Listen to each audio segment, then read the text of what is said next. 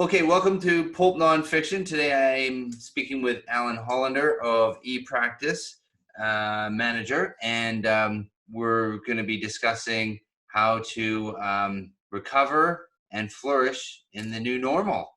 So, Alan, I'm in sunny BC on the upper left corner of North America, and you're in sunny Florida in the bottom right corner of North America. We couldn't be further apart, almost. We could not be further apart. Yes. Yes. Well, welcome to Pulp Nonfiction, and what I would suggest is perhaps give you a little bit of a background of where you came from and ePractice Manager. Wonderful. Thanks. Thanks for having me, Joel. Oh, you're most welcome. Yeah, I've been to Vancouver many times, and absolutely beautiful place. Well, yes, we're down here in Florida. I have an office here, and we have a team in Portland, Oregon, actually. I started doing consulting over 30 years ago, had a firm that was based in Portland, Oregon. It became, in 5-6 years, one of the largest dental consulting firms in the country. We did handle other types of healthcare practices, but dentistry was always our primary focus, dental and dental specialties. Our basic,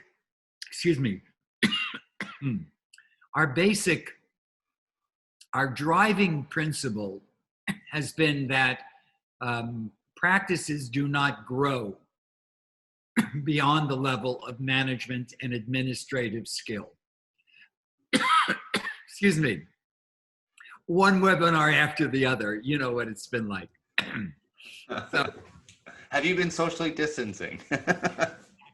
yeah, I'm okay. I don't have COVID. I'm just, I'm just coughing.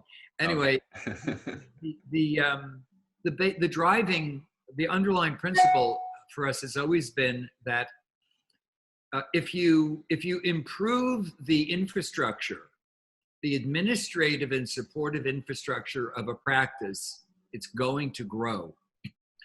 The playing field, if you will, in dentistry, as in many other professions, the playing field is kind of even. Clinical skills, the education out there is extraordinary these days. And although, yes, of course, I imagine you have people who are extremely good in one particular area. For the most part, the clinical training is uniform.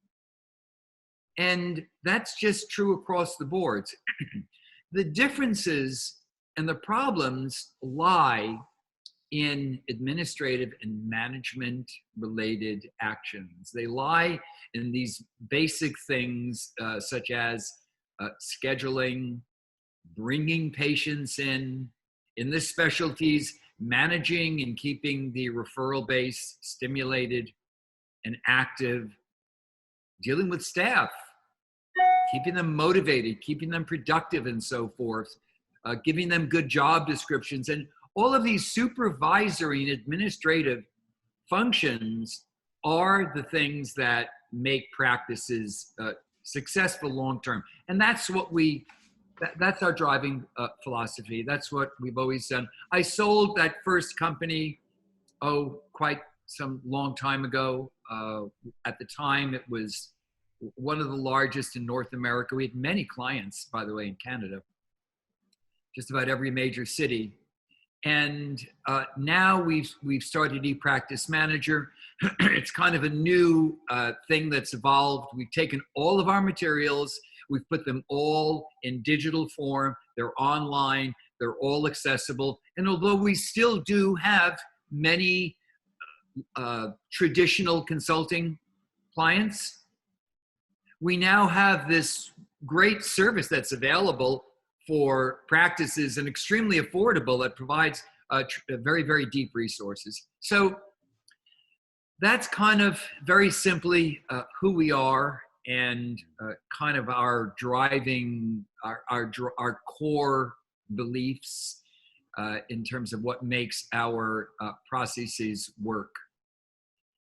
Yeah, no, it's I saw you had quite a few interesting little blogs on your site, and so you've moved the business from traditional consulting to more online, which is probably going to be the way things are even more so. Probably sped that process up even more so now with all this social distancing and such that we're coming across. Yeah, Yeah. it's quite interesting. And I was keen to see that ePractice Management was the first to sort of come out with COVID recovery Yeah. Well, strategy. we actually we developed this. Actually, we have a strategic. One of our strategic partnerships is with Nobel Biocare. In fact, one of their executives in Canada, in Toronto, where I was not too long ago, just before things got interesting, said, why don't you put together, because we were doing consultations for people who were suffering from, whose practices were suffering from the somewhat devastating effects of closing down. Mm-hmm. And we were doing consultations, and she said, why don't you just put together just a nice, simple 90-day program to help people rebound after this.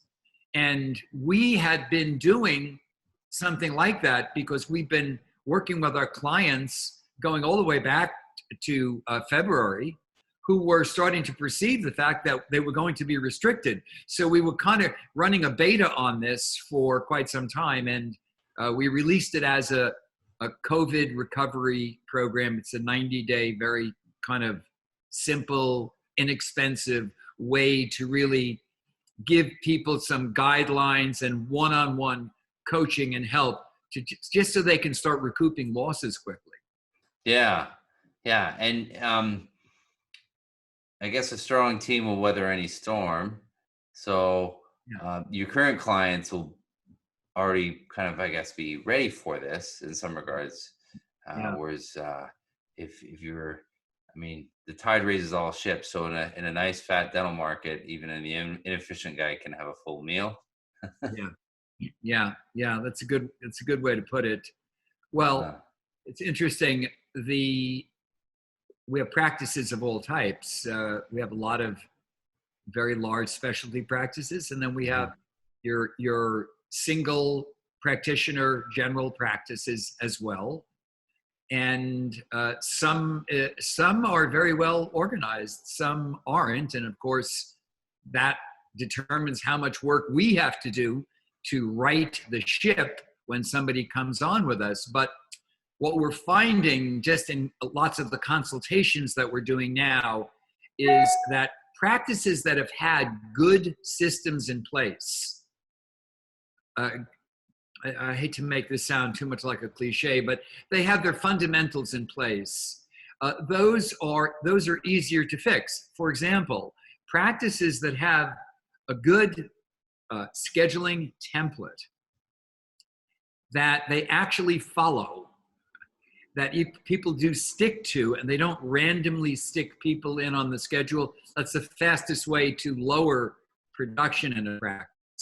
Where those are in place and the templates are well managed and followed, the adjustment that we're making in practices when they open up is much easier. It's simply tweaking and just allowing more time for patients. I mean, let's face it, it's going to be a lower patient flow for a period of time until it ramps up again. So scheduling becomes very, very important in practices right now. Otherwise, people are going to have days that are filled with many patients, but very little production.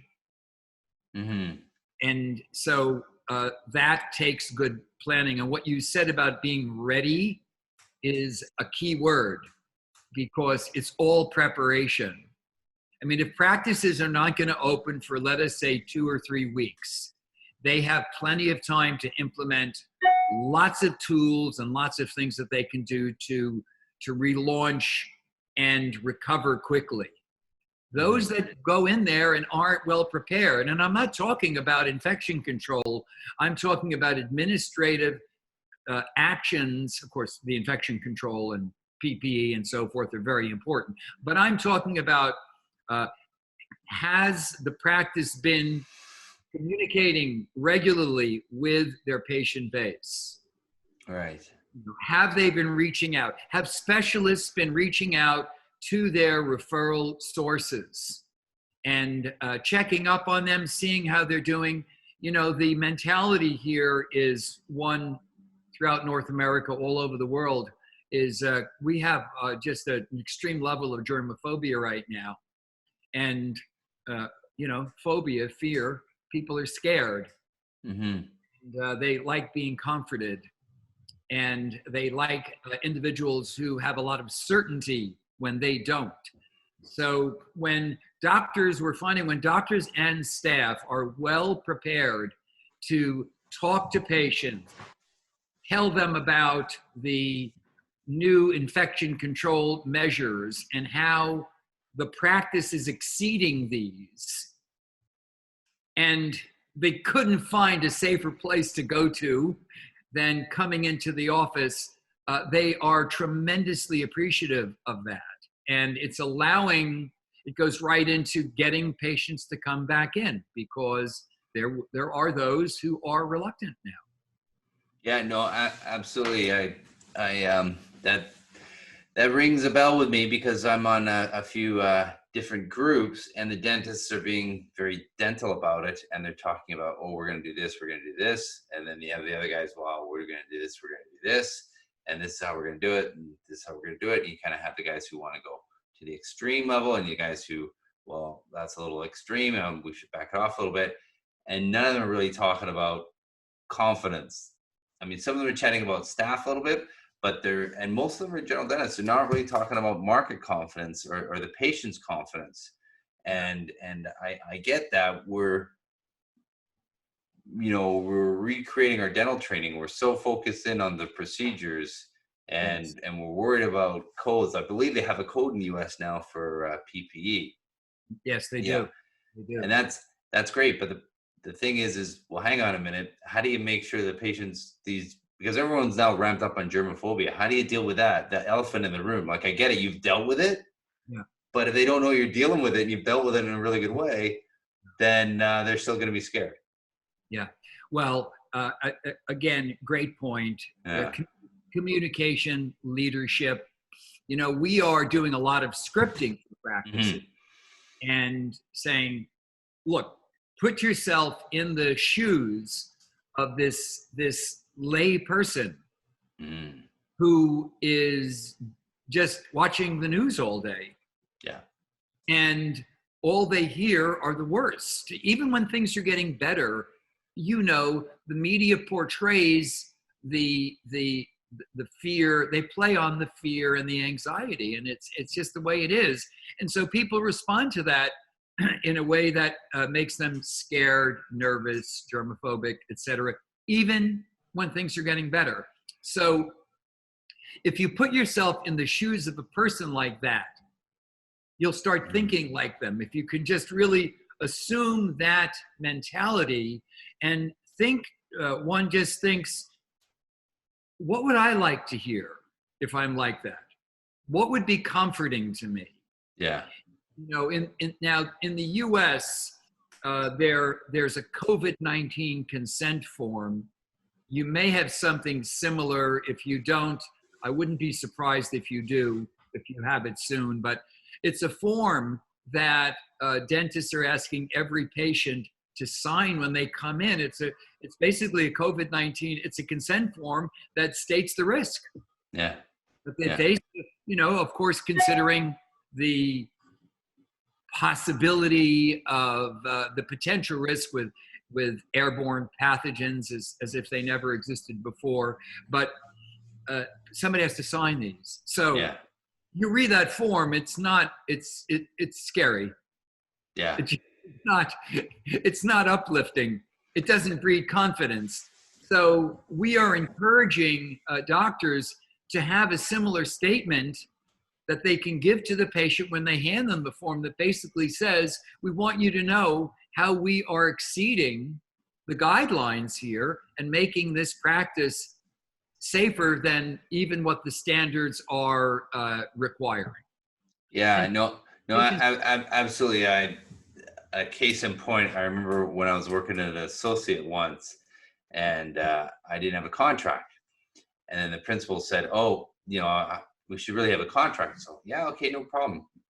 And then anyway, this draconian contract came across my desk, and you're like, "Oh my God, they want a pound of flesh, my firstborn, and all this stuff." And it was all just super how to protect the office. So I couldn't, and I was like, wow. And I showed it to my lawyer, and the lawyer's like, "You can't sign this. I mean, this is, all they have to say is boo. And then you're legally obliged to then defend yourself because they can throw any accusation." It was horrible. It was completely one-sided. And I was like, wow, I'm not sure I can stay. This contract's horrible. And they're like, "Oh no, it's to protect you too." And you're like, this document absolutely is not to protect me. And I think that if we present the COVID form to the patient the wrong way, it's like, okay, this is like the disclaimer on a ski ticket. Like, we're not responsible if you jump off a cliff and break your leg.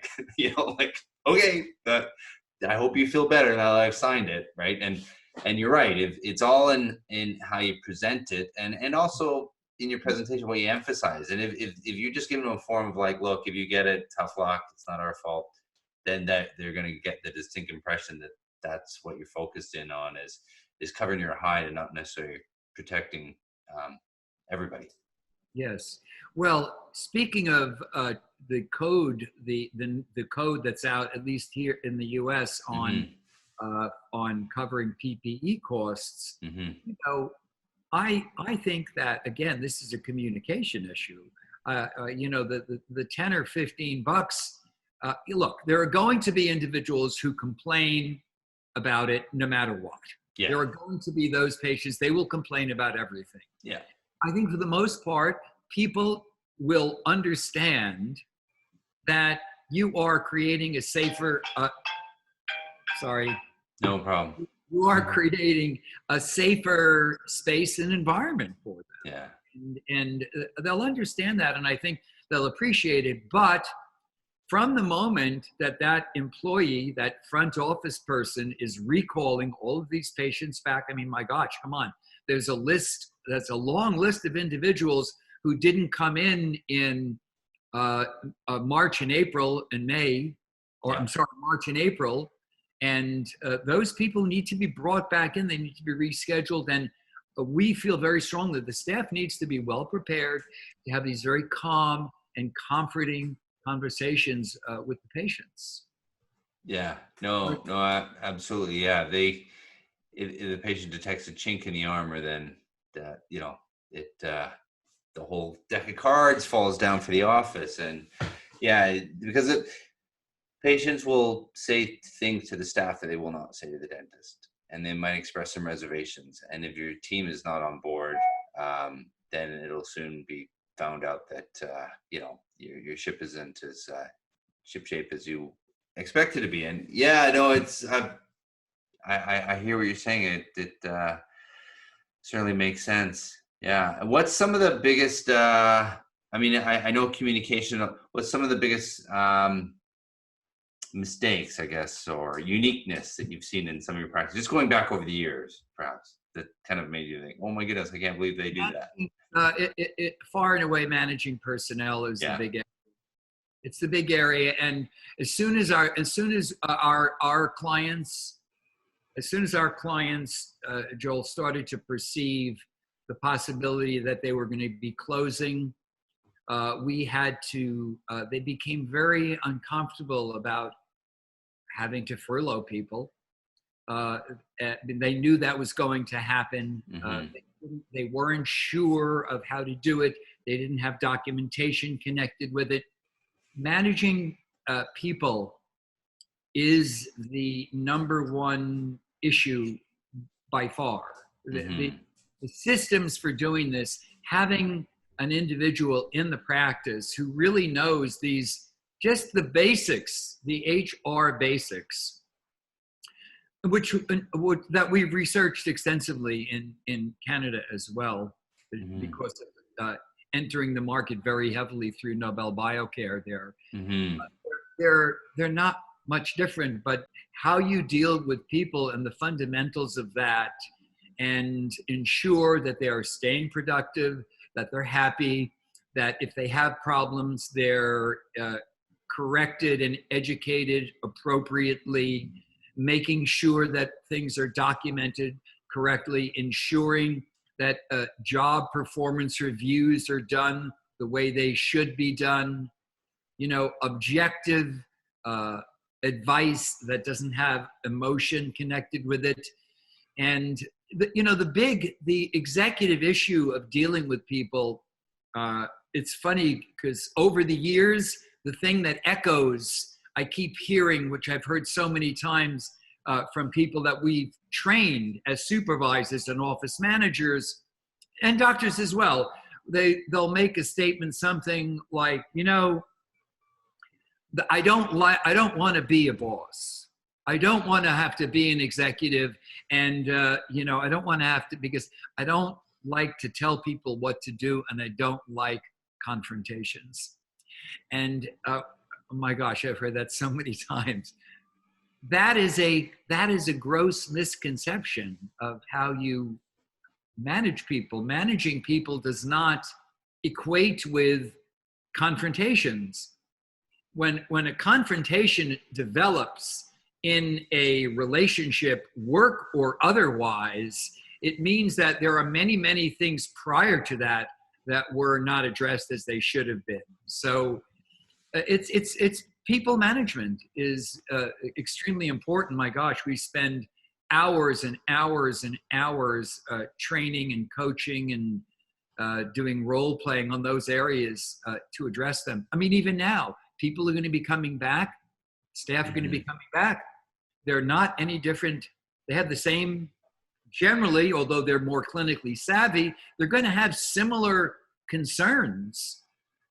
Their kids have been home. Their schedules are going to be discombobulated because of that. And there are many, many things and nuances here that have to be addressed. They're all HR related.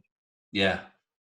No, absolutely. Yeah. One of the things I've come across with dentists is some staff are just throwing up barriers, anything ridiculous that they can find as a potential barrier to them coming back and working. They voice, right? They'll believe the ridiculous, and it's like, well, okay, do you really need to address the ridiculous, or do you need to address the motivation that they're grasping onto every reason not to come into the office, right?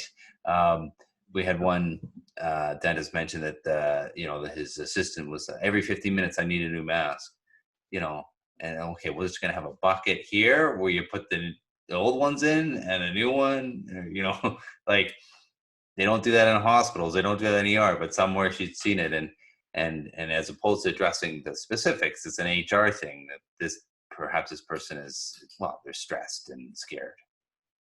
No doubt about it. Yeah. And I think as managers and where we have people who are working for us, we just have to be, on one hand, extremely understanding. But the one of the things that we are emphasizing on bringing people back from furlough is that the doctor, the practice owner, the office manager, those running the practice need to be very, very clear about what the new infection control procedures are. Yes.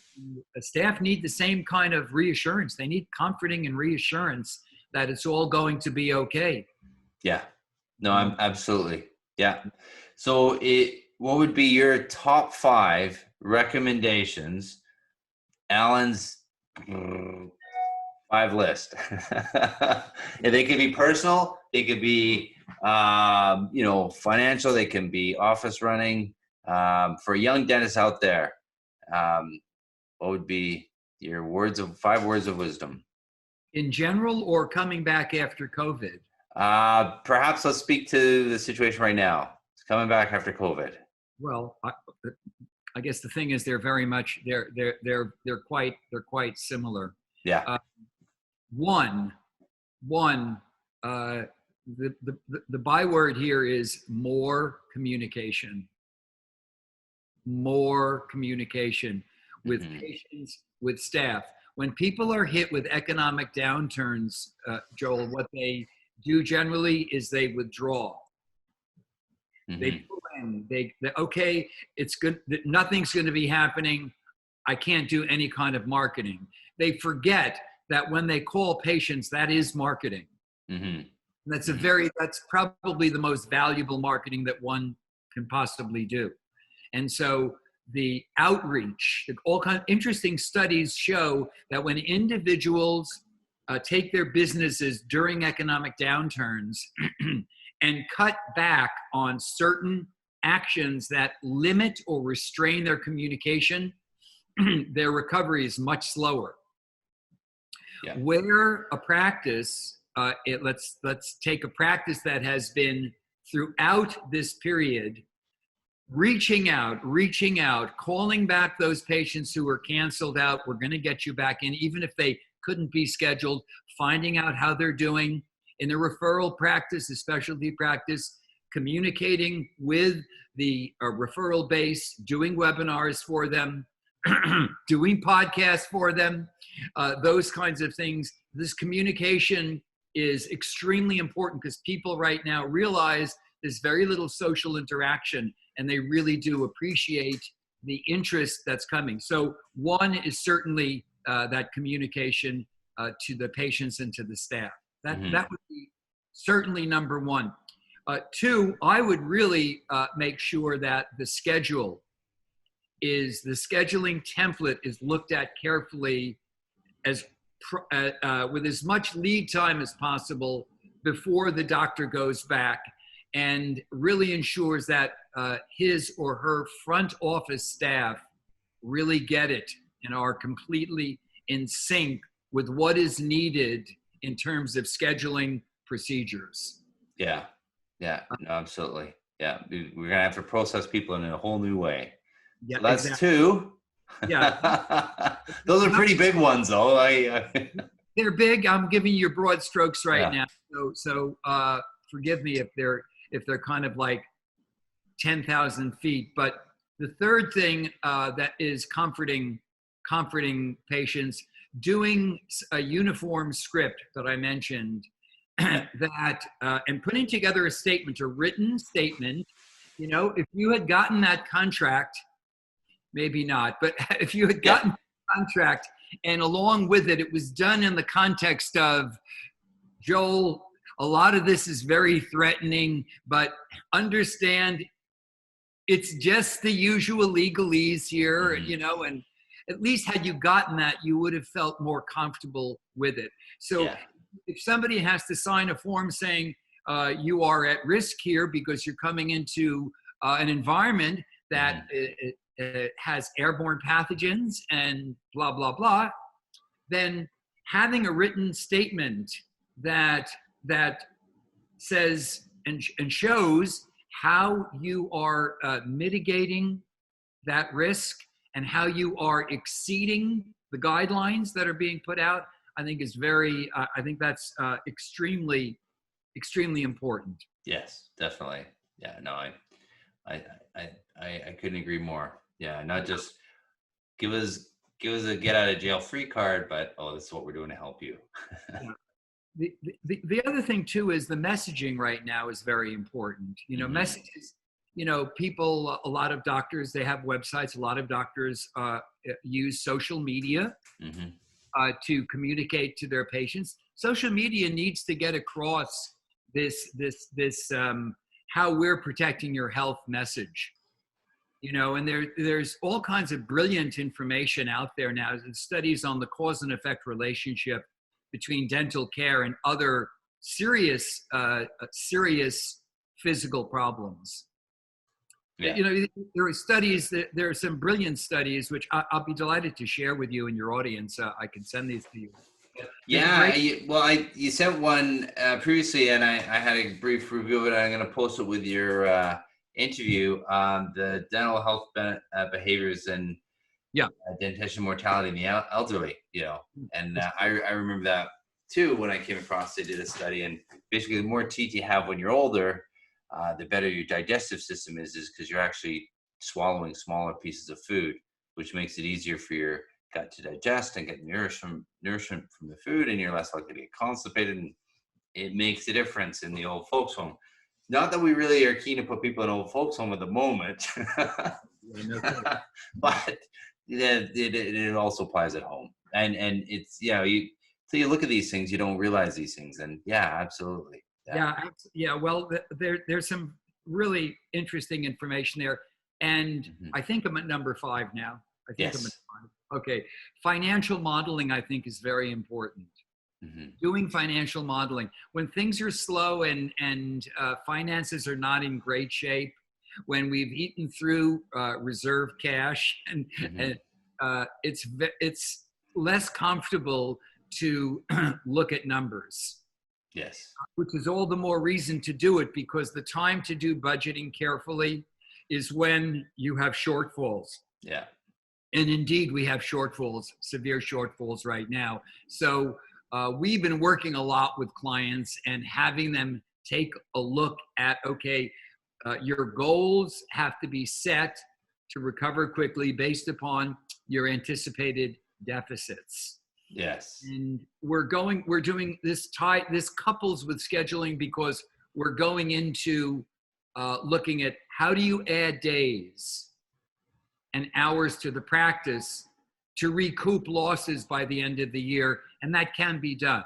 It's simple math. You take a look at what's produced in a day, you add 5 or 10 hours in a week, and your capacity and your availability increases dramatically.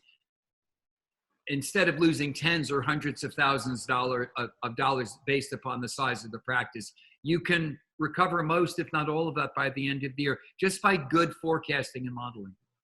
Oh, that's absolutely true. That's fantastic. Well, I'm on free Zoom and we're quickly running out of time. So on that, no, that was absolutely wonderful. I'm going to read over some more of the information you shared with me, and that's absolutely super fantastic. I'd love to interview you again. And as a parting note, is there a particular client or someone that you would think would be great for me to interview?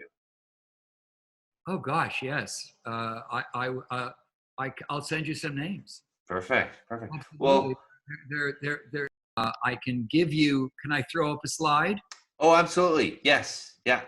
Let me Definitely. throw up let me just take a moment here to throw up a slide, and I will, if you bear with me here. Here we go.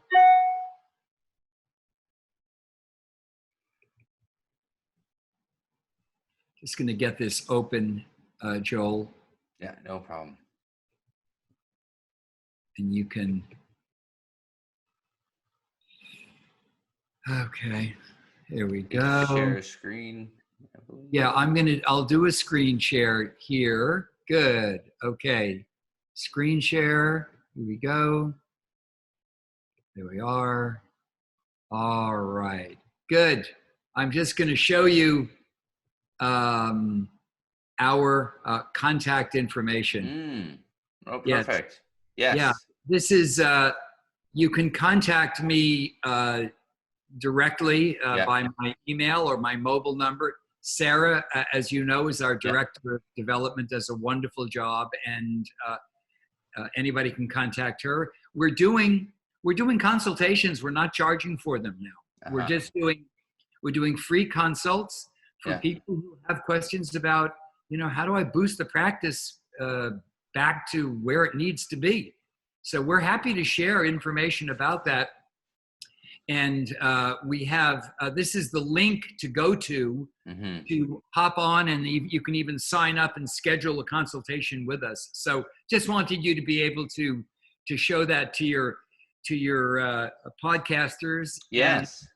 And say, thanks for having me. Love to do it again, Joel. Yeah, no, it's wonderful having you. And this you don't have to be the big practice too. This applies to the little offices as well, right? So like myself, I'm me and 3 staff, and the rules and tips and all that that we chatted about speak to me as well. And I imagine when people see this, they think, oh, it's for the big guys, but it's also for the little independent guys as well.